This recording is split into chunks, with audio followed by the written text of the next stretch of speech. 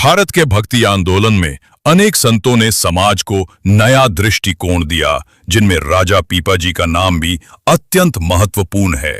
वे न केवल एक राजसी परिवार से थे, बल्कि एक सच्चे साधक और संत भी बन गए। परंतु एक प्रश्न जो अक्सर उठता है, राजा पीपाजी के असली गुरु कौन थे, संत रविदास या संत कबीर?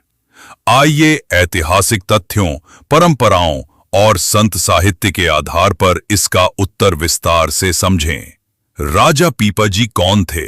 राजा पीपाजी का जन्म 14वीं सदी में राजस्थान के गागरोन में हुआ था।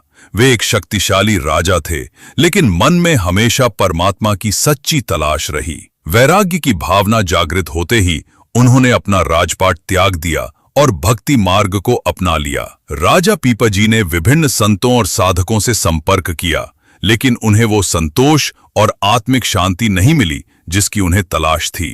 तभी उन्होंने काशी की यात्रा की, जहां उनकी भेंट हुई संत रविदास जी से, एक महान संत जिन्होंने जाति भेदभाव और कर्मकांड से ऊपर उठकर सच्ची भक्ति का मार्ग दिखाया। यह व्यापक रूप से स्वीकार्य है कि संत रविदास जी ही राजा पीपा के असली गुरु थे।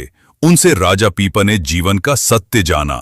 संत रविदास जी ने उन्हें सिखाया, भक्ति में जात पात नहीं होती, सच्चा भक्ति मार्ग अहंकार को त्यागने से शुरू होता है। बाहरी दिखावे से ऊपर उठकर मन की निर्मलता सबसे महत्वपूर्ण है।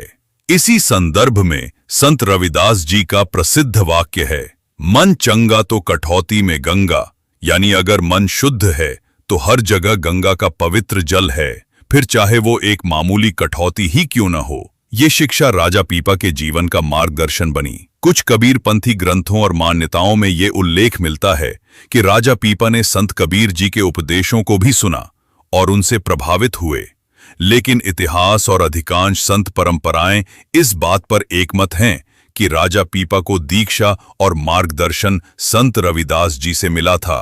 इसलिए संत कबीर जी के साथ केवल विचारात्मक मेल रहा, गुरु शिष्य संबंध नहीं। गुरु ग्रंथ साहिब में राजा पीपा जी की बाणी दर्ज है, जिसमें गुरु की महिमा और निर्गुण भक्ति की बातें हैं, जो संत रविदास की शिक्षाओं से मेल खाती हैं।